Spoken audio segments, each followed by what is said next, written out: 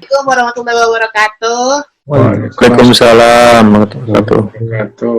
Alhamdulillah menemanin anak-anak buat PJJ itu berkat ilmu dari Abah tuh, Masya Allah, tabarakallah, sangat berguna sekali karena mungkin kalau belum punya ilmu nganggap PJJ ini musibah banget buat orang tua karena repot, terus harus mendampingi.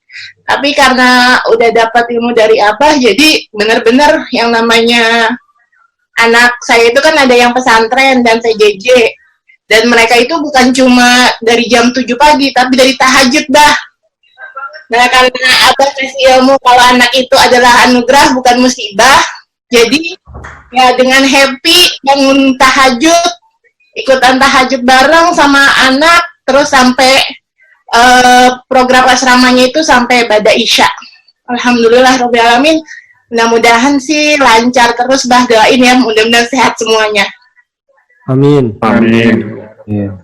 Ini bukan mau cerita masalah, itu mau ini ya dia. Masalahnya itu adalah masalahnya. Ya, kan yang senangnya dulu, Bah, kata. Oh iya deh. Aduh, dimarahin emak-emak aku. Masalahnya itu adalah kan dari pesantren ini rencana tatap muka. Karena mungkin banyak yang merasa anak-anaknya lebih betah di pesantren. Nah, itu yang bikin saya bingung, kok bisa ya anak-anak lebih betah di pesantren dibanding di rumah gitu loh. Sementara anak-anak saya itu alhamdulillah malah ya udah, kalau Bunda punya keputusan untuk online, ya kami setuju aja gitu, ngikutin Bunda aja. Nah, itu jadinya kok malah sebagian orang tua yang lain itu, saya ya kalau di era wabah ini kok kayak bertaruh nyawa gitu, Bah, kalau untuk sekolah tatap muka. Itu sih, Bah, yang bikin kita malah jadi deg-degan karena sekolah akan dijadikan, dan pesan itu kan dijadikan tatap muka. Itu, Bah, yang bikin malah jadi stresnya tuh di situ. Oh, stresnya pesantren mau masuk gitu ya? Iya, tapi alhamdulillah sih masih ada opsi online selama orang tuanya tidak mengizinkan buat masuk gitu. Baik, kita bahas ya. Ada lagi? Silakan Mam Fitri ini, Mam Fitri. Silakan Mam Fitri. Kalau bisa dilihatkan videonya, Mam Fitri. Coba ini sebentar. Kalau nggak bisa nggak apa-apa. Assalamualaikum. Waalaikumsalam. Assalamualaikum, Abah. Ya. Ya, saya Ibu Fitri mau emang JJ itu bener-bener yang luar biasa banget ya. Karena anak-anak zaman sekarang kan udah teknologinya udah pinter banget ya. Jadi saya tuh udah kayak satpam aja gitu di rumah gitu, Bang. Abah gitu. bolak-balik ngelatin anak ini enggak sih gitu, bener ngelatin pelajarannya enggak sih gitu. Karena tuh di laptop itu udah tuh sambil kadang-kadang WA juga kan, di situ ada WA gitu. Terus ada sekarang tuh kayak DC itu apa sih? DC itu kayak perkumpulan gamers kayak gitu. Jadi sambil lihat apa lagi pelajaran, mereka ngeliat itu juga gitu loh. Jadi saya berapa kali juga apa sih kayak ngegap aja gitu. Jadinya saya juga, tapi kan mereka udah remaja, jadi saya agak sulit karena jadi kayak mak-mak cerewet gitu loh, Abah gitu. Jadi gimana caranya ya, Abah ya, supaya sebagai ibu juga caranya ngerem, kan katanya kor rem aja gitu. Itu ngeremnya gimana itu? Remaja itu harusnya direm aja gitu ya. Emaknya rem aja, jangan cerewet gitu. Oh, bukan remajanya, emaknya malah. Aduh. Emaknya rem aja. Gimana caranya supaya emak nggak dianggap cerewet gitu? Abah. Gimana solusinya, Abah? Baik. Mohon dicatat ya bantuan Mbak. Iya, karena kan ya kita harus harus ngertiin juga gitu mereka gimana, karena mungkin bosen juga atau apa gitu kali, Abah. Gimana caranya mendisiplinkan mereka supaya mereka tuh mengerti tanggung jawabnya, harusnya lagi begini ya, belajar ya ini nanti gitu, Abah. Gimana tuh, Abah? Oke. Ya, makasih, Abah. Satu lagi Dad. Mam Nida ya. Silakan Mam Nida. Di unmute. Maaf ya, di mute tadi. Maaf. Kita nemu juga sekolah yang agak ribet, Abah. Jadi pihak sekolahnya tuh agak susah diajak komunikasi. Misal kita ada masukan A, B, C, iya, tapi nggak ada perubahan gitu. Jadi kayak mungkin saya bilang tadi di grup ekspektasi minimal, effort minimal. Kayak misalnya gurunya diajak Zoom meet kelas aja susah banget. Padahal biar ketemu misalnya guru sama anak-anak. Anak-anak juga biar kenal sama guru barunya itu pun susah banget. Nah itu kalau misalnya kayak gitu. Kelas berapa anaknya? TK SD 1. Kelas SD kelas 1. Dari TK ke SD kelas 1, sekolahnya baru. Jadi memang benar-benar belum tahu. Jadi pelajaran jarak jauhnya gimana sekarang yang terjadi?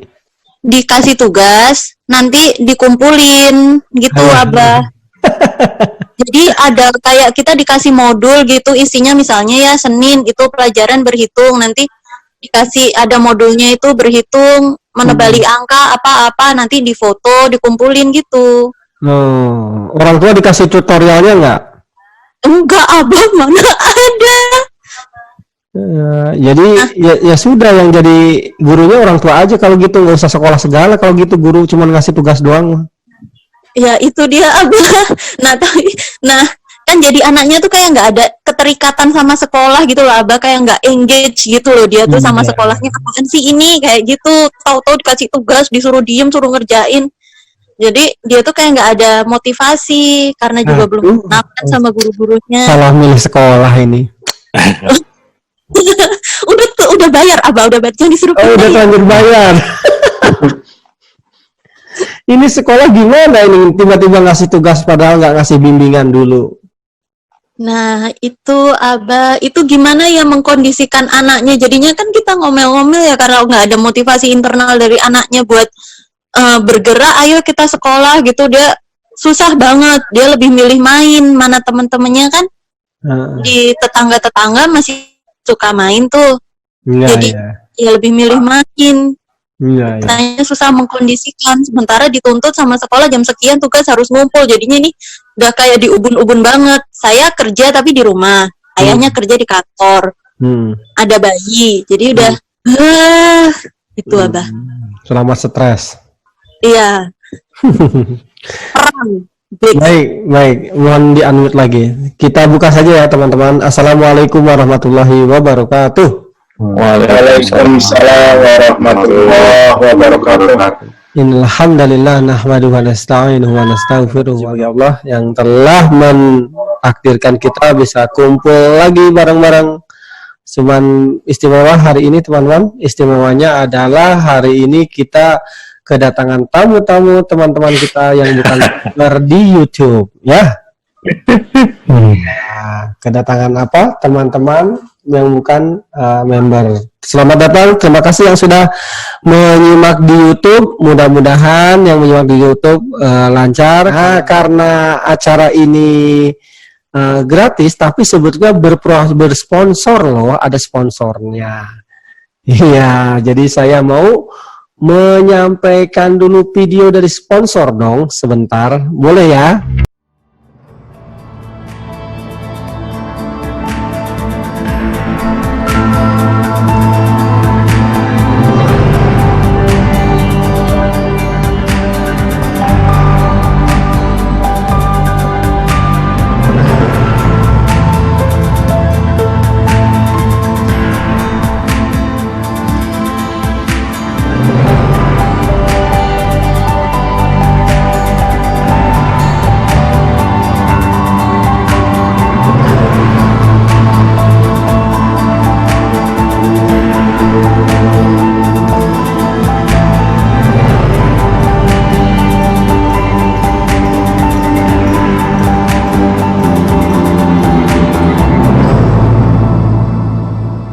Stres, tidak nyaman, sesekali normal ya, kita shock ya. Saya mau menyampaikan beberapa poin teman-teman untuk mendampingi anak-anak kita sekolah dari rumah ya. pembelajaran jarak jauh. Yang pertama, ini poin-poinnya ya teman-teman. Nanti boleh menyimak tanya jawab ya di channel teman-teman YouTube yang masih kurang jelas dari materi ini atau yang masih kesulitan. Siap tidak siap sekolah dari rumah atau learning from home harus kita hadapi. Itu yang pertama. Tujuan dari kita belajar terus-menerus adalah agar kita hidup adaptif. Ya, survival of the fittest. Yang mampu beradaptasi, dia yang akan bertahan. Ya, jadi kalau 1 bulan pertama, bulan Maret sampai bulan kira-kira bulan April kita masih shock, nggak masalah lah ya. Tapi rasanya kita udah hampir 6 bulan, 4 bulan atau 5 bulan. Berapa bulan, Dad Lukman? Dari Maret. Ya, udah lama, Bah. Maret, Ya, 6 bulan. 6 bulan, dah. Iya, 6 bulan. 6 bulan. Jadi kalau 6 bulan masih shock itu rasanya keterlaluan gitu ya. Harusnya kita sudah nggak shock lagi gitu ya untuk mendampingi anak-anak kita sekolah di rumah gitu ya. Jadi siap tidak siap kita harus siap. Nah, supaya kita siapnya lebih bagus lagi, mari kita terus kaji ya. Yang kedua, sejatinya belajar terbaik memang dari keluarga ya. So, corona ini adalah musibah buat semua orang. Tapi orang hebat adalah orang yang mampu merubah musibah jadi anugerah. Tentu kita tidak berharap corona ini berlanjut, virus ini berlanjut. Tapi teman-teman, saya ingin mengajak teman-teman memandang perspektif positif dari musibah ini. Ya, bisa jadi pandemi ini dikirim untuk menyadarkan kita, untuk membangunkan kita. Ya, tugas kita mendidik anak itu sebenarnya di tangan kita, bukan di tangan orang lain. Saya menyimak, saya memperhatikan, saya mewawancara banyak orang. Kalau kita sudah terbiasa untuk berinteraksi dengan anak-anak kita, sebetulnya kita tidak terlalu repot-repot amat. Kalau sudah terbiasa kita untuk mendampingi anak-anak kita, sebetulnya nggak repot-repot amat gitu ya. Jadi kalau kita repotnya luar biasa, bisa jadi karena kita tidak terbiasa. Dan inilah mungkin momen yang tepat saatnya kita kemudian untuk mereview lagi tujuan kita untuk berkeluarga itu apa, tujuan kita punya anak itu apa ya. Anak itu dilahirkan ke dunia untuk apa gitu ya, seperti itu. Coba direview teman-teman ya. Karena banyak orang setelah menghamili istrinya, bersedia dihamil oleh suaminya, maaf, setelah lahir diurus nggak? Gitu. Ya. Diurus yang saya maksud adalah bukan hanya lahirnya, tapi juga batinnya. Bukan hanya jasadnya, tapi juga ruhiyahnya, pikirannya. Gitu. Ya.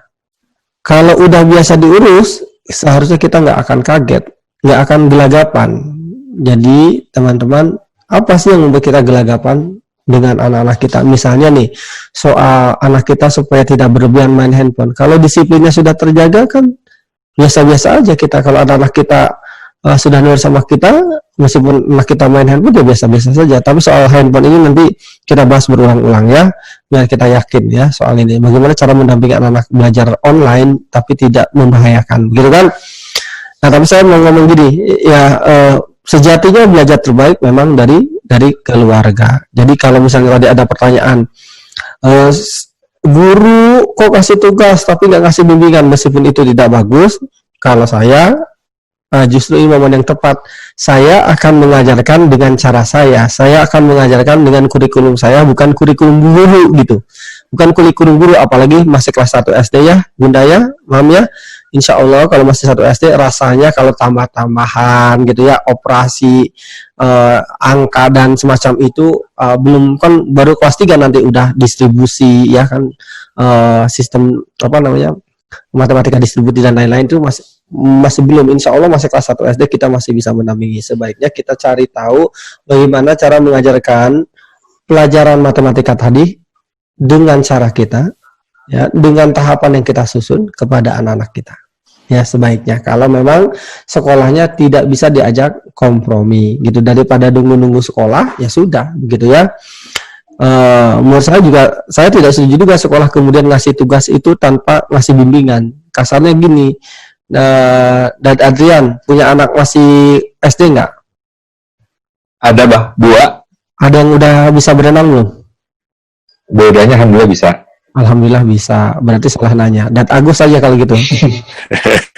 Lukman, Ya, Bah. anak nomor 1 udah bisa berenang belum? Bisa. Oh, yang nomor 2? Belum, Bah, kan masih bayi. Oh, masih bayi. Salah nanya lagi. Let's say full. Ya, Bah. Anak yang nggak bisa berenang yang umur berapa? Dua-duanya alhamdulillah udah, Bah. Aduh, ya misalnya aja kalau gitulah. Nah, misalnya kenapa? Oke, gini aja. Yang pertama umur berapa? Yang pertama umur 14 tahun. 14 tahun. 14 tahun udah bisa pakai motor belum? Belum, Abah. Belum diajari. Nah, dalam rangka, judulnya keren nih, dalam rangka mengajarkan anak kita naik motor, tolong Dat Saiful kasih tugas anak Dat Saiful untuk ke pasar pakai motor. Oh, yang dari gini, Abah. Kira-kira benar nggak itu? Salah. Seharusnya dimulai dari ngasih tugas bukan? Bukan, diajari dulu. Diajari dulu, dibimbing dulu. Maka kalau di sini ada Bapak Ibu guru di sekolah, tolong ya guru yang bertanggung jawab adalah sebelum ngasih tugas itu ngasih bimbingan dulu, bukan tiba-tiba ngasih tugas. Bisa dipahami ya teman-teman ya? Yes. Siapa? Kalau ngasih tugas tiba-tiba itu namanya tidak bertanggung ya. Tanggung jawab. Sebetulnya tidak salah dan tidak haram orang tua menyekolahkan anak. Men-outsourcing sebagian besar pelajaran sekolah pada sekolah itu nggak masalah ya, tapi yang di outsourcing itu bagian education, bagian apa, tidak semua ya, bagian berkaitan dengan masalah kompetensi akademis boleh di outsourcing, boleh dialih dayakan ke orang lain. Tapi misalnya yang hal-hal membangun karakter, membangun kejujuran, tanggung jawab, disiplin, itu orang tua wajib terlibat, tidak cukup hanya di sekolah. Saya sering dapat aduan semacam inilah. Di sekolah gurunya sudah ngajarin kejujuran, sudah ngajarin tidak boleh bohong misalnya. Ya, di rumah ada orang tua yang kamu gini, pernah dengar nggak kejadian macam ini? Ada orang dagang lewat nagih hutang, ada orang tukang dagang, tukang sayur terus nagih hutang ke rumah. Mama kamu mana? Kata mama kalau ada mang sayur, mama nggak ada gitu. Yang bertiga ini sebagai moderator ini saya mau nanya, tentu yang ideal adalah sekolah baik, keluarga baik, betul gitu ya? Betul. Ya, betul. Tapi kalau di antara salah satu yang buruk, mending buruk mana? Broken school atau broken home? Kalau anak kita gagalnya sekolah, bisa pindah sekolah nggak? Bisa. Bisa homeschooling nggak? Bisa. Bisa kejar paket nggak? Bisa. Anak kita masih punya harapan nggak? Masih banyak, Bah. Untuk jadi orang sukses? Masih banget. Bisa? Bisa banget. Itu namanya broken School. Ya. Tapi kalau broken home mengerikan teman-teman dampaknya. Ya, apa yang masuk broken home? Broken home itu tidak selalu berbentuk perceraian ya. Broken home itu artinya keluarga retak. Apa sih ciri broken home itu? Jadi teman-teman single parent jangan merasa kemudian hancur hidupnya gara-gara bercerai. Ya, yang broken itu boleh pernikahan, tapi anak-anak kita belum tentu broken, oke? Ya, bahkan suami istri yang lengkap itu bisa disebut broken home loh. Hakikat dari broken home itu buat anak ya, itu bukan perceraian. Apa itu? Ketika salah satu anggota keluarga tidak bahagia, tidak nyaman, bertemu dengan anggota keluarga lainnya, itulah broken home teman-teman. Ketika seorang anak misalnya takut ketemu bapaknya, ketika seorang istri takut ketemu suaminya, ketika seorang suami nggak betah pulang ke rumah, pada hakikatnya itu adalah broken home. Menikah mempersatukan dua orang yang berpisah. Ciri bersatu artinya ada koneksi, ada komunikasi, ada keterhubungan. Jika suami istri jarang ngobrol, pada dasarnya itu broken home, tinggal tunggu tanggal mainnya saja. Menyentuh pasangannya hanya saat butuh tubuhnya, menyentuh pasangannya pada saat butuh ATM-nya atau butuh transferannya, pada dasarnya itu adalah broken home. Jadi teman-teman, kalaupun misalnya, maksud saya gini, kalaupun misalnya anak-anak kita hari ini di tengah pandemi kesulitan belajar, nggak apa-apa kesulitan belajar akademis, nggak apa-apa kesulitan belajar sekolah. Asal jangan kesulitan berinteraksi dengan orang tuanya. Asal jangan kesulitan berkomunikasi dengan orang tuanya. Asal dia tidak kesulitan untuk bisa bercengkrama dengan keluarganya. Gitu ya. Di rumah saya, nah kalau namanya anak saya diturutin terus nggak akan selesai. Di rumah saya maghrib selesai.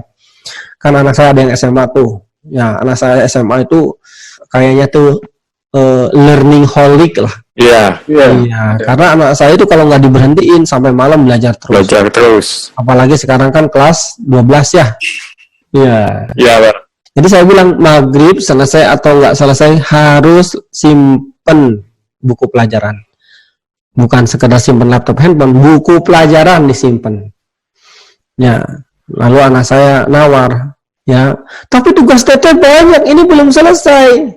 Ada saatnya ngerjain tugas sekolah, ada saatnya ngerjain tugas keluarga.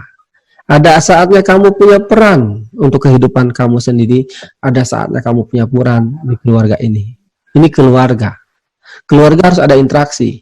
Ini bukan kos-kosan, Nak, gitu. Ini keluarga gitu. Nanti kalau Tata dihukum gimana? Ya nggak apa-apa. Ya, bilang lebih baik kamu ketinggalan pelajaran. Kalau dihukum terus-terusan nanti kalau saya berani ngomong diskusi sama kepala sekolahnya, sama gurunya, gitu kan. Apakah proses tugasnya benar atau gara-gara memang dilalaikan, ditunda-tunda, gitu kan?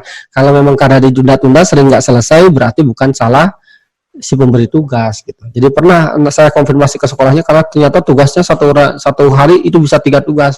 Ya saya diskusi sama sekolahnya. Jika sekolah nggak mau berubah, maka saya yang berubah. Kalau saya gitu ya ke sekolah ya. Ya ini nggak bisa nih anak saya tiga tugas terusan sampai malam. Kenapa? Nanti kalau misalnya sampai malam imunitasnya rendah. Kalau imunitas, jadi ya, ajak diskusi. Kalau ternyata sekolah nggak bisa diajak diskusi gimana, Pak?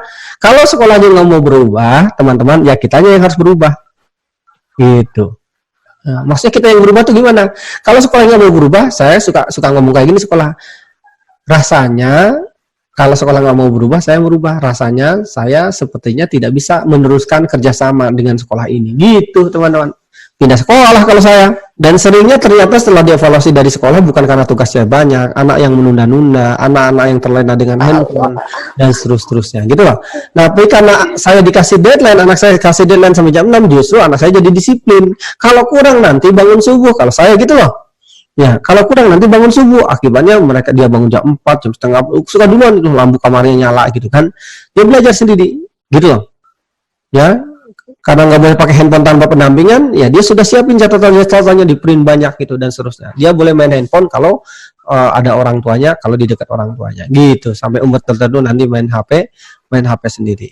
Ya, seperti itu. Jadi saya bilang gini, kan ini ada saatnya interaksi dengan keluarga, ada saatnya interaksi dengan sekolah, ada interaksi dengan teman, ada saatnya mengerjakan tugas sekolah, ada saatnya mengerjakan tugas keluarga. Jika kamu tidak mau mengerjakan tugas keluarga, berarti kamu nggak punya tanggung jawab. Gitu. Dan lalu saya bilang, lebih baik kamu ketinggalan pelajaran matematika daripada ketinggalan soal tanggung jawab. Kalau kamu ketinggalan pelajaran bahasa Inggris matematika, bisa di drill, bisa les tambahan. Bisa nggak bimbel? Bisa nggak apa namanya di drill, apa sih namanya di hair gitu kalau sekolah itu, bisa nggak? Bisa. Diulang kan, betul? Betul. Tapi kalau ketinggalan tanggung jawab, saya mau nanya teman-teman, kira-kira direpetisinya kapan? Ya, ngejarnya kapan? Tahu nggak siapa yang harus dikejar? Tahu nggak merepetisinya kapan? Kalau ketinggalan tanggung jawab, nanti yang jadi korban suaminya, yang jadi korban anak-anaknya, yang jadi korban masyarakat, yang jadi korban tetangganya. Betapa kita benci banyak orang dewasa tidak bertanggung jawab di sekitar kita, betul? Betul, Bang. Ya, mobil 3 tapi nggak ada garasi satupun. Parkir di jalan, ya. Itu contoh sederhana. Mohon maaf teman-teman yang menyimak kalau ada kesamaan hanya kebetulan. Mohon maaf ya. Bunyiin musik keras-keras mengganggu tetangga seperti nggak ada perasaan bersalah. Tentu hak dia membunyikan musik keras-keras, tapi orang lain juga punya hak untuk hidup dengan kesunyian. Betul? Nah, itulah dibutuhkan aturan ketika satu kebebasan bertemu dengan kebebasan yang lainnya, gitu. Anak-anak belajar di rumah, kamu punya kebebasan untuk belajar, tapi kamu juga punya ikatan di sekolah, kamu punya ikatan di rumah. Nah, kompromikan ini, diskusi bareng-bareng sama anak-anak, gitu loh. Nah, maka seimbangkan antara tugas belajar dengan tugas keluarga. Seimbangkan antara interaksi sekolah dengan interaksi keluarga. Anak kita tidak boleh dibiarkan untuk asik sendiri di rumah tuh nggak boleh. Ini poin ketiga nih sekarang. Prinsip-prinsip sederhana agar kita bisa mendampingi anak belajar di rumah tanpa harus berlebihan stres. Ya, ini prinsip-prinsip sederhana. Yang pertama, anak wajib didampingi. Ketika belajar jarak jauh, terutama online, itu wajib didampingi. Kenapa didampingi? Nggak boleh anak-anak kita dibiarkan belajar online tanpa pendampingan. Nggak boleh. Kenapa sih anak-anak itu wajib didampingi kalau belajar online? Jadi kalau Bapak Ibu tidak bisa mendampingi saat anak belajar online, jangan pernah diizinkan online. Nggak apa-apa materi ini diulang-ulang biar paham dan biar merasuk ke dalam jiwa kita. Dan Adrian, anaknya umur berapa aja? Umur 9 dan 7, Bah. 9, 7. Yang 9 tahun siapa namanya? Farhan. Farhan suatu hari ngomong ini.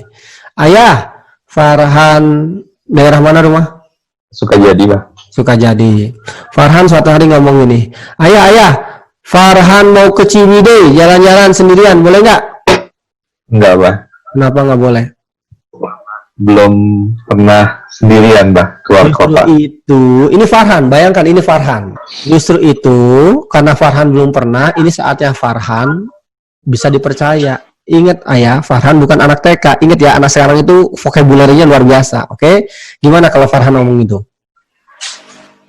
Ya udah, tapi ayah anterin ya ke sana dulu. Nggak mau, Sekali. Farhan pengen sendirian. Sekali dulu. Nanti kalau berikutnya, kalau sudah bisa, mangga sendirian aja. Ya, Farhan kan bukan jalan kaki. Farhan kan tinggal naik Gojek. Boleh nggak? Belum cukup umur, Bah. Harus didampingi, Bah. Harus didampingi. Meskipun Farhan bilang gini, ayah jahat. Nggak apa-apa. Ayah nggak Yang sayang penting- Farhan. Nggak apa-apa. Nggak apa-apa dibilang jahat. Jadi gitu Bapak Ibu semua. Jangan baper ketika anak bilang ibu jahat. Ya, ibu nggak mengerti anaknya. Asal ada alasan rasional. Asal ada argumen yang rasional. Gitu. Oke. Ya, Farhan udah umur 12 tahun. Suatu hari ngomong gini Farhan. Kan tadi Farhan 9 tahun. Farhan umur 12 tahun ngomong gini. Ayah, Farhan kan sekarang umur 12 tahun. Farhan pengen ke Bali sendirian. Boleh nggak? Aduh, Kenapa? belum dulu. Jadi kapan boleh sendirian Farhan ke Bali? Ketika kamu sudah ada KTP, Oh, ayah, Sudah punya kedewasaan itu tidak dihitung dari KTP, ayah. tapi saya mengacu pada peraturan pemerintah dan undang-undang dari peraturan dari Gojek itu. Saya sebagai negara yang baik berusaha mematuhi Ayah tahu, ayah. peraturannya. Ya belum boleh aja, Pak. Oh, belum boleh aja. Ini Farhan, ini bukan ayah, itu Farhan. Ceritanya tadi anaknya ngelawan gitu loh. Gak bisa kata-kata. Ya kan, kita biar skenario. Nanti kalau nggak salah di pertemuan kapan gitu kita ada namanya role play kayak gini ya. Tanya jawab anak yang sering kita kewalahan menghadapi kelakuan perkataan anak-anak gitu loh. Oke, alasannya apa nggak boleh ke Bali ayah? Ini Farhan nih yang ngomong. Belum cukup umur dan belum bisa naik pesawat kan. Kalau sendirian, belum ada KTP juga, Pak. Belum cukup umur. Kalau belum cukup umur kenapa? Harus didampingi, Pak. Ya, paham. Iya, kalau belum cukup umur ayah kenapa? Ayah tuh harus punya argumen dong. Jangan nggak boleh.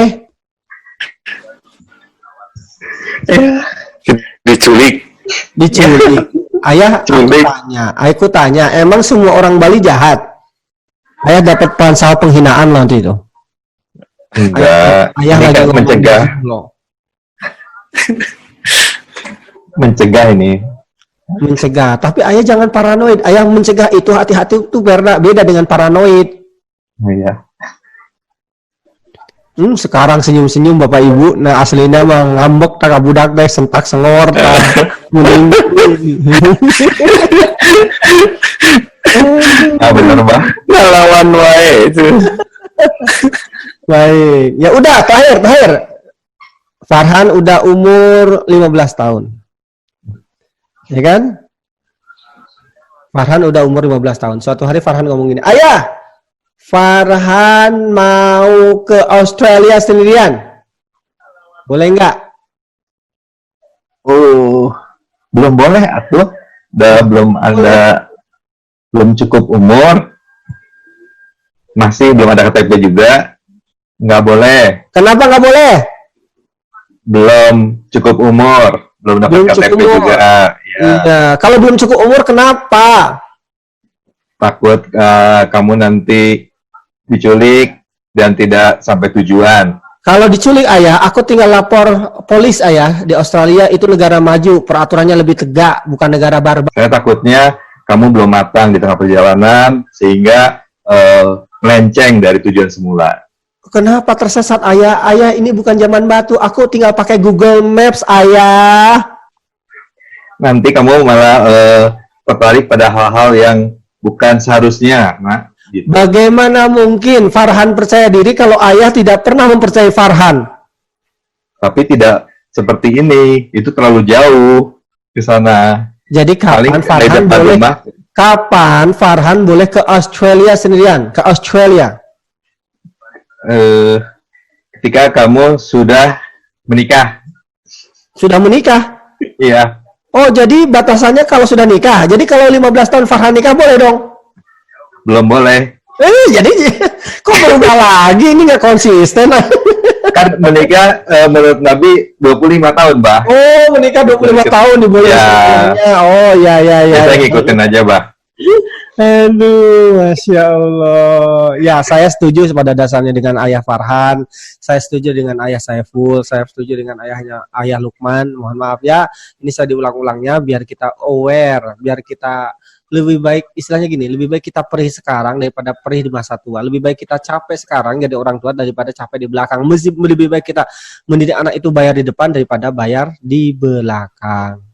Saya mau tanya, lebih baik anak-anak kita yang nangis-nangis gara-gara tidak diizinkan main handphone tanpa pendampingan, atau kita yang nangis-nangis setelah anak kita berkenalan dengan orang yang gak jelas? Nih anak nangis-nangis, Bah. Lebih baik Nangis-nangis. Ya. Besok juga udah lupa kadang. Iya, budak mah, anak mah nangis juga besoknya lupa ya. Bayangkan anaknya Dad Lukman, anaknya Dad Saiful, anaknya Dad Adrian, cantik-cantik, ganteng, tiba-tiba kenalan dengan orang yang gak jelas, dirusak sama orang. Kan sedih, kita nangis ya. Lebih baik anak kita bilang, ayah jahat. Tadi malam saya ngomong diskusi sama anak saya.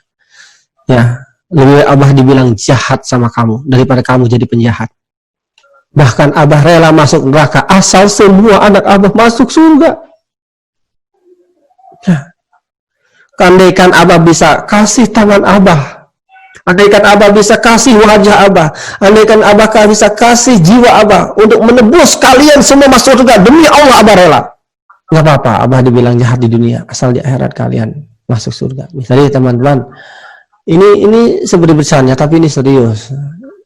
Interaksi saya dengan Dad Adrian tadi, sebagian besar orang tua saya yakin yang normal tidak ridho anaknya umur 5 tahun ke pasar sendirian. Sebagian besar orang tua saya yakin yang normal tidak ridho anaknya yang umur 9 tahun ke Bali sendirian dari Bandung. Tidak ridho anaknya yang umur 15 tahun ke Australia sendirian. Maka seharusnya kita juga tidak ridho anak-anak kita yang belum dewasa berkeliling dunia sendirian lewat handphone mereka, kenalan dengan berbagai macam jenis orang yang tidak kita tahu kebaikannya. Maka kembali lagi ke materi prinsip pertama tadi, ya, anak-anak kita kalau mau belajar jarak jauh dengan online wajib didampingi, wajib diawasi. Tanpa pengawasan nggak bisa diizinkan belajar online. Nah, belajarnya nggak boleh di kamar, apalagi sampai malam. Nah, kenapa nggak boleh diizinkan? Yang pertama, alasannya anak kita belum matang.